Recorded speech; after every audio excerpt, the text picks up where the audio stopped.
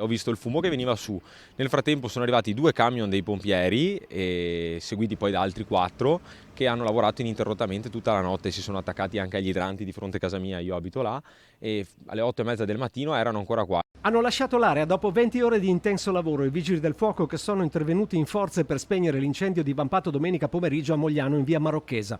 Vi sarebbe un gesto doloso come causa del rogo scoppiato all'interno dell'ex ospedale psichiatrico Pancrazio e che è di proprietà dell'azienda ULS 2. E noi che abitiamo là non riuscivamo neanche a respirare. Io adesso non so che cosa ci sia qua dentro, però non è la prima volta che succede, sono ripetute le segnalazioni che abbiamo fatto e non ne veniamo fuori perché qua dentro c'è parecchia delinquenza, sembrerebbe. Secondo la ricostruzione più plausibile, alcune persone dopo essere entrate nel complesso superando la rete di recinzione che presenta vari squarci avrebbero appiccato le fiamme al materiale cartaceo custodito nell'archivio, senza riuscire poi a contenere il fuoco e dandosi alla fuga, evitando di avvertire subito chi di dovere. I carabinieri ieri sono arrivati, noi abbiamo visto uscire 4 ragazzi, però non sono stati fermati e quindi non sappiamo più cosa fare, siamo abbastanza stremati da questo.